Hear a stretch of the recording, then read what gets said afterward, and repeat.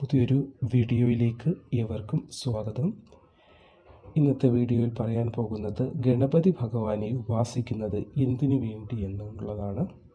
Video ഇഷ്ടമായ like ചെയ്യാനും channel subscribe ചെയ്യാനും മറക്കല്ലേ. കാര്യങ്ങൾ നിർവിഘ്നം നടത്തുന്നതിനും കാര്യങ്ങൾക്ക് വിഘ്നം വരുത്തുന്നതിനും കഴിവുള്ളവനും അറിവിൻ്റെ ദേവനുമാണ് സാക്ഷാൽ ഗണപതി. ഈ ഉപാസനാമൂർത്തിയുടെ വാഹനം എലിയാണ്. ശുഭകാര്യങ്ങളുടെ അവിഘ്ന പരിസമാപ്തിക്കായി ഗണപതിയെയാണ് സകലരും പൂജിക്കുന്നത്. വിദ്യയുടെ അധിഷ്ഠാന ദേവത ആയതുകൊണ്ടാണ് വിദ്യാരംഭത്തിനു മുമ്പ് ഹരിശ്രീ ഗണപതിയെ നമഃ എന്ന് ചൊല്ലി ഗണപതിയെ നാം നമിക്കുന്നത്. എല്ലാം വൈദിക താന്ത്രിക കർമ്മങ്ങളും ഗണപതി നിവേദ്യത്തോടെയാണ് ആരംഭിക്കുന്നത് തന്നെ. വിഗ്രഹശാസ്ത്ര ഗ്രന്ഥത്തിൽ ഗണപതിക്ക് പല രൂപങ്ങളും പറയുന്നുണ്ട്.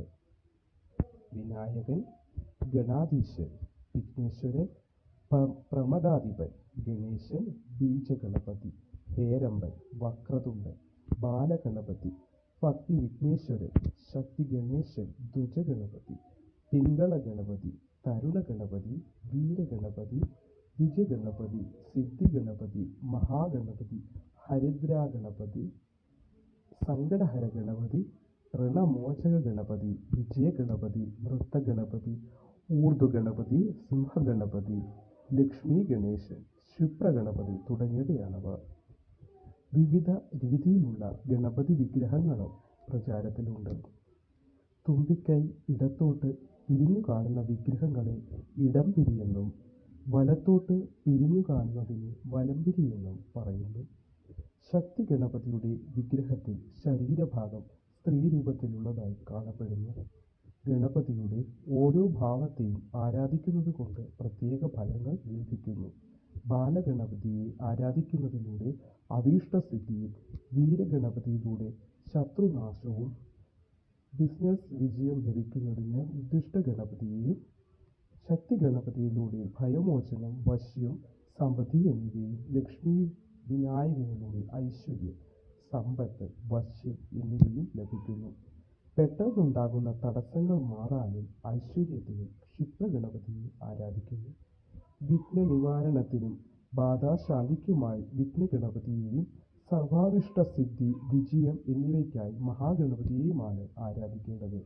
സ്ത്രീകൾ സത്സന്താനലബ്ധിക്കായി ഹരിദ്രാഗണപതിയെയാണ് ആരാധിക്കേണ്ടത്. ദുഃഖവിമോചനത്തിന് സങ്കടഹര ഗണപതിയെയും, ഋണനിവാരണത്തിനായി ഋണമോചന ഗണപതിയെയും ആരാധിക്കുന്നു. ലോകവശ്യത്തിനായി ത്രൈലോക്യ മോഹന ഗണപതിയെയും, ആഗ്രഹസാഫല്യം, മന്ത്രസിദ്ധി എന്നിവയ്ക്കായി സിദ്ധി ഗണപതിയെയുമാണ് ആരാധിക്കുന്നത്. അപ്പം, അട, മോദകം എന്നിവയാണ് ഗണപതിയുടെ ഇഷ്ടനിവേദ്യങ്ങൾ. പ്രതിബന്ധങ്ങളെ തരണം ചെയ്യുന്നതിന് ഗണപതിയുടെ നടയിൽ തേങ്ങയടിക്കുന്ന പതിവുണ്ട്. നാളികേരം ഛിന്ന ഭിന്നമാകുന്നതോടെ പ്രതിബന്ധങ്ങളും നീങ്ങും. ഏത്തമിടലും ഗണപതി നടയിൽ നടത്തുന്ന ഒരു ആരാധനാരീതിയാണ്. ഗണപതിയെ ആരാധിക്കുന്നതിന് മാത്രമാണ് ഏത്തമിടൽ നടത്തുക. ചിങ്ങമാസത്തിലെ വെളുത്ത പക്ഷ ചതുർത്ഥിയാണ് ഗണപതിയുടെ ജന്മദിനം.